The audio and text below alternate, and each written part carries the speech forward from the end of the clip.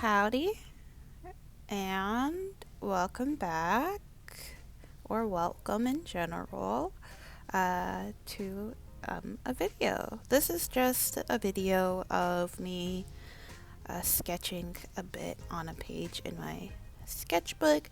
Nothing super duper spectacular, just some kind of more doodly sketches, so I hesitate to call these doodles since it took me like a while. I think in like real time I've spent like an hour on this uh page or whatever. I'm pretty sure it was like an hour, somewhere hour and a half. So it doesn't really feel like doodles, but they feel like doodles still. Like their vibe of them, because they weren't anything fine. Yeah. And I'm actually pretty close to being completely finished with the sketchbook. I'm basically finished. There's just like a couple pages that I want to add some color to, and then I'll be done with this sketchbook. And I'm not sure yet if I'm gonna do a sketchbook tour of it. Might do a sketchbook tour of this one, but in general, I haven't really made up my mind yet. It's not that it's like not a good sketchbook. I don't know. Sometimes it feels better not to share. Sometimes you want to share. Sometimes you don't want to share. I don't know yet. But we'll see after I finish coloring those last few pages, kind of how I'm feeling at that point. Yeah. But, speaking of sketchbook tours, the next video will be a sketchbook tour, but it'll be a bit different. So yeah, keep an eye out for that.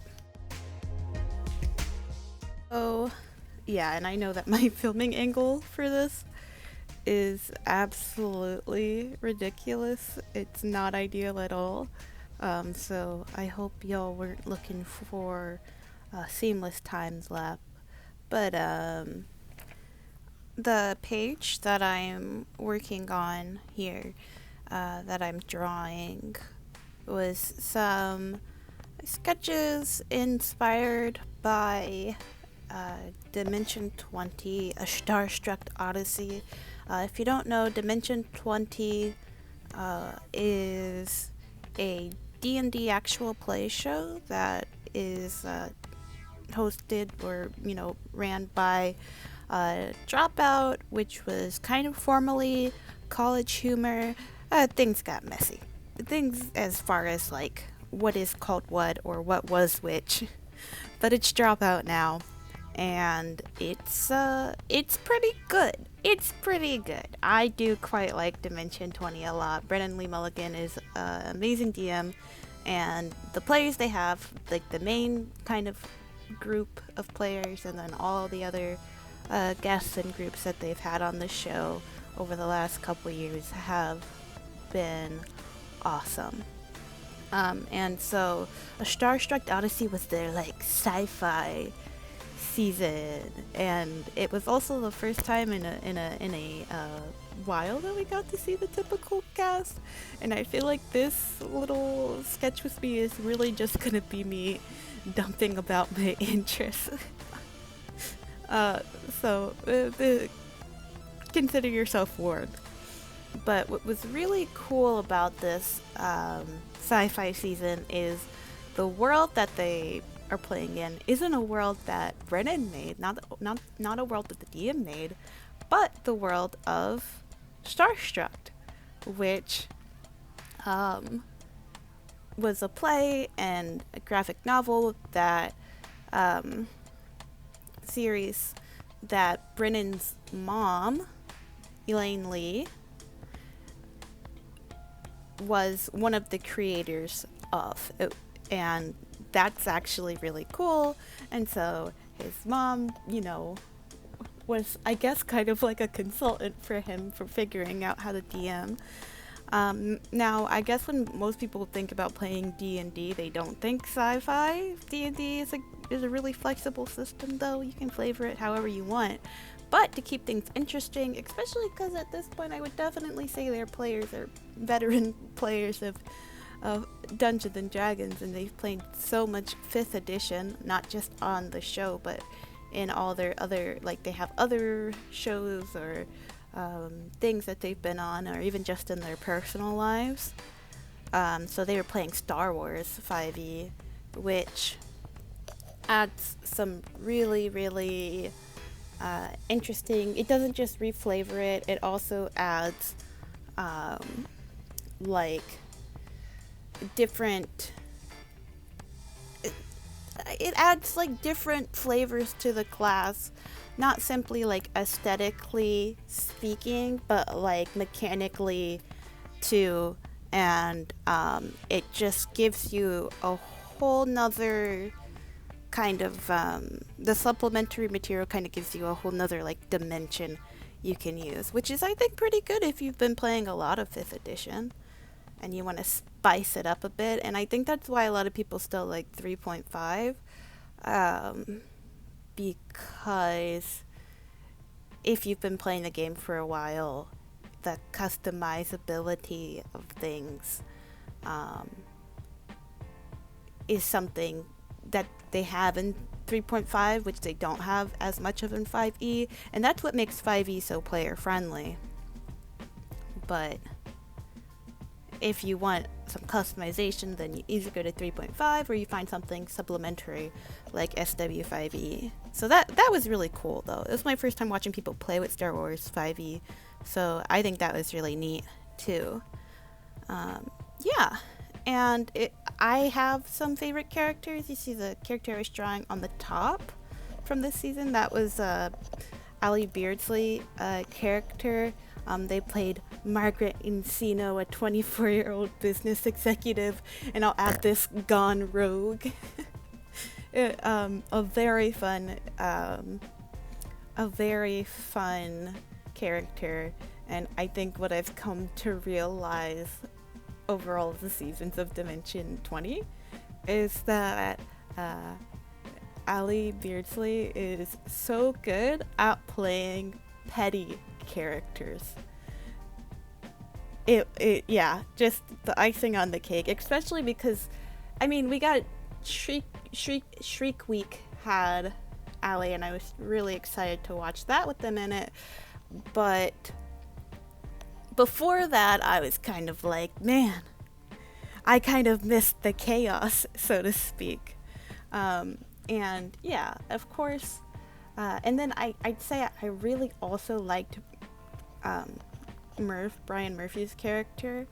I liked all the characters, but you know, there's just something fun watching as like a Nadpole.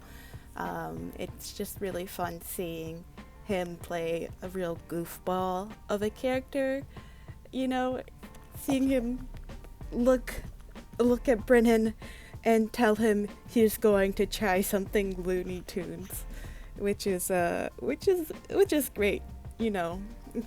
Have Murph playing a character who has literally let his hair down. And so this sketch, the second one that you can't see because my hand's in the way, that I'm working on, is of all of the crew, and the character that I'm drawing now that's on top is Lou Wilson's character Gunny, and I guess minor spoilers, this is a reference to Barry's Big Win Casino, which appears in the show. I won't say in what capacity, on the off chance that you're interested in it, but I guess I was kind of imagining this as like, oh, they're all wearing vests, and like maybe this is a promotional photo that was taken. So yeah, but it was kind of hard trying to simplify some of the sci-fi elements, and then I realized that I didn't have myself enough room, and then everything ended up getting squished, and it was like, it's my sketchbook. If things get squished, they get squished, you know. And so that's kind of the vibe I took. And yeah, I liked everyone's character for sure, but I definitely wanted to put a um, a shout out to Allie and Murph's characters. And having the Intrepid Heroes, like these 6 players back together, was such a delight to watch. Siobhan Thompson, uh, Emily Axford, Brian Murphy, Allie Beardsley, Lou Wilson, and Zach Oyama. An absolute delight. And truly the fact that they are, like I would say, veteran D&D players, the shenanigans are at a whole different level. It was so much fun. It was just an absolutely good time. I feel like so often when I come back to Dimension 20, I am laughing so hard. Like, not a lot of things make me laugh like that, like where you're like literally laughing out loud. But that's how I felt watching it, and it's like, man, something that feels great. So yeah, it was just really awesome watching a season with everyone back together. And not only was that like really cool,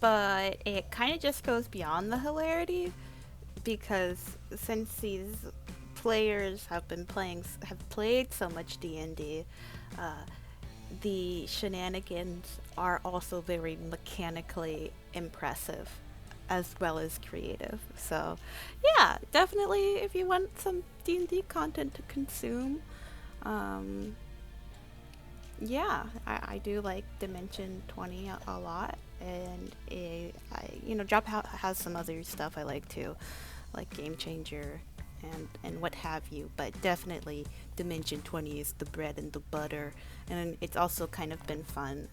I know Brennan recently DM'd Critical Role.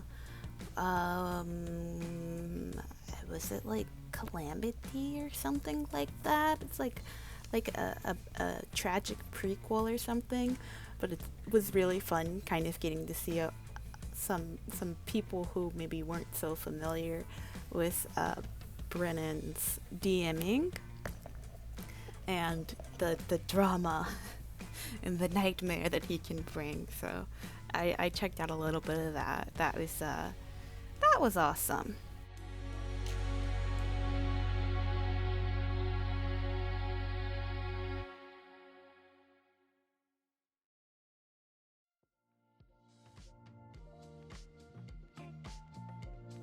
Yeah, and so while it was nice seeing everyone, I was kind of surprised about, like, I guess how, like, because I was definitely excited to watch Allie again. I'm excited for anything with Murph and Emily in it, right?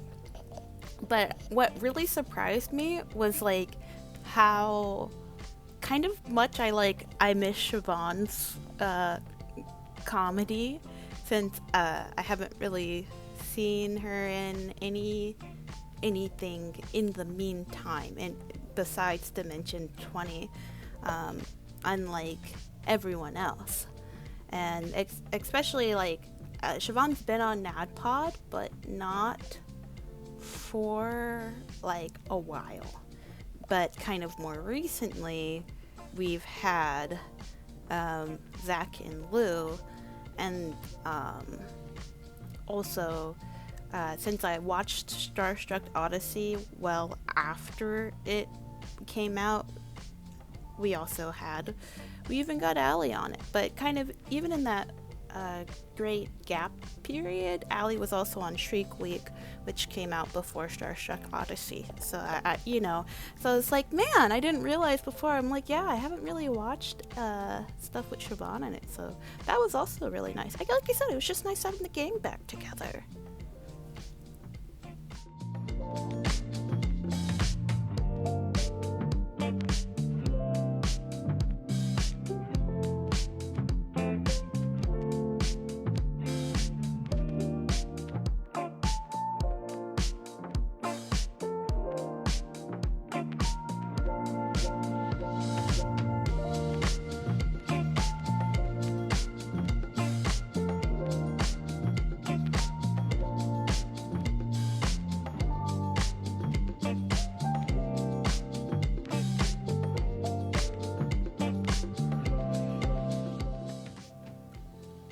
Watching it again, like, definitely felt me with that feeling of like, gosh, I love D&D so much. I want to play some TTRPGs with my buds.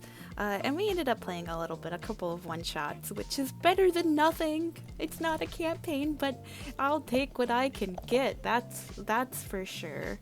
And my friend's offering to DM a game of Glitter Hearts for me, which as a forever DM, that is very fun. I wouldn't call myself a forever DM though, because I got a lot of friends who are willing to DM if you want to switch off. I like DMing.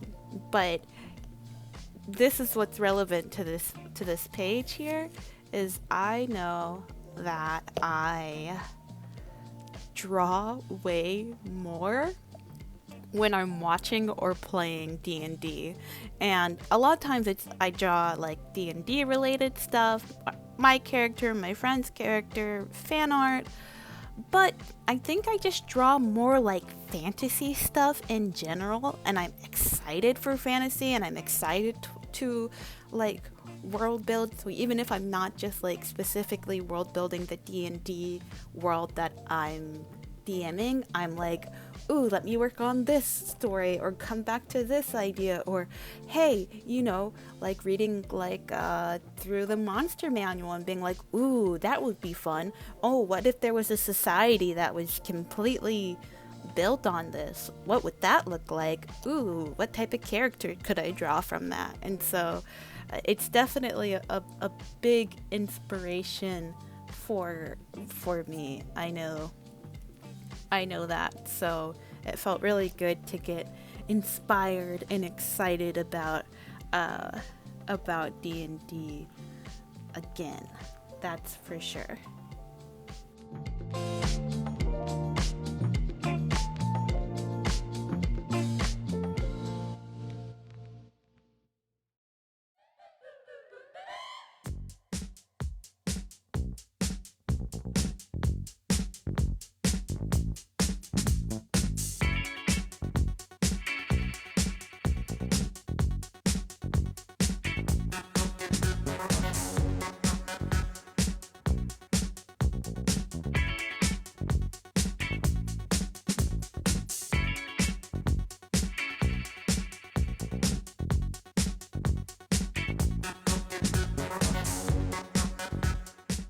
I think one of the reasons why D&D is so inspiring is that this is crazy too, because I really didn't start doing much fan art of anything until like recent years, but I think like part of the reason why D&D gets me so inspired is because of the fact that it's kind of like a fun challenge, or a frustrating challenge, but it's kind of a fun challenge to see how to like simplify characters into my style, in the more cartoony ways I like to draw things. Or it can be fun if it's something that has a visual component to it,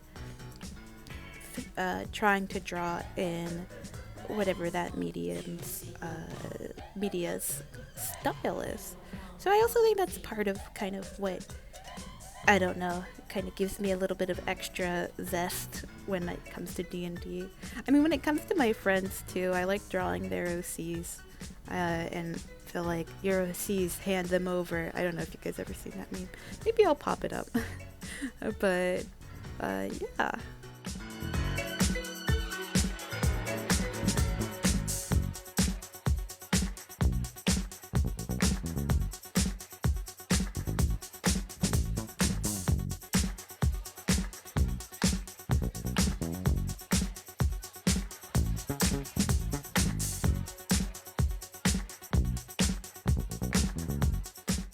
You can see just off camera that I am kind of going over the text with sloppily with my fountain pen here. I always love using just like a plain old normal fountain pen meant for writing for lining stuff.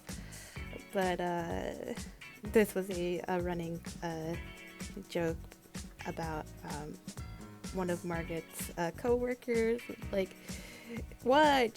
She's just a good friend from work. And it's just comedy, especially combined like the facial expressions. That's definitely one of the benefits of watching. Like, I love my favorite D&D podcast, NADPOD, but definitely one of the benefits of like watching people phase, like being able to see their face and their body language and everything. And the second one is Margaret drinking a matcha, saying, "This is so good," which, yeah, I mean, I'm not gonna lie, the last time when I went to boba shop and I got myself a matcha boba tea, I definitely was kind of vibing, kind of summoning my inner Margaret. So yeah, and it was definitely a treat too, because I don't drink caffeine on a regular basis at all. In general, I don't drink caffeine. I'll have like a black tea or like a matcha like twice a month, and that's it. That's all my body can tolerate of that. But matcha's pretty yummy. So it was a nice way to kind of use my caffeine allotments, so to speak. And not to mention that I felt cool over there, typing on at the cafe, drinking a matcha, typing on my keyboard, on my little iPad, doing some work, and being like, ooh, trendy, cool, fun. It was fun though.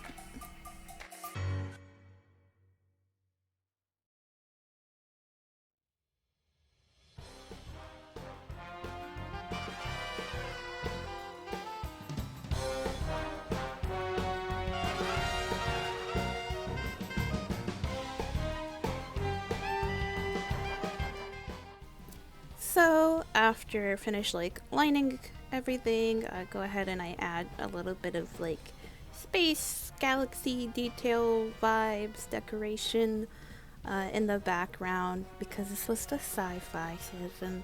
So you guys can't just know that she's a businesswoman. You gotta know that she's a businesswoman in space. And then after that, I go ahead and I break out some Prismacolor pencils and just add a pop of color. I don't really color much of it. I think mostly like Margaret's hair. And then I was getting kind of tired, and I was like, actually, I've done enough art for today. Thank you. I'm good. So yeah, I think that's about it for I guess this one I might color all over. I don't know. I can't remember. I recorded this so long ago in comparison to when I'm recording the voiceover. It's taking me longer than it should to get around to this. But it was fun, since it's been a few weeks since I finished Starstruck Odyssey.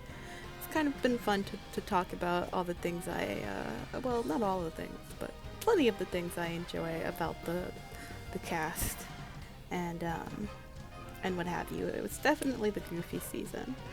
So yeah, I think I'm about to kind of just finish it up here. So I guess I'll let the rest of the time elapse. Thank you for watching, and I hope to see you back for another video.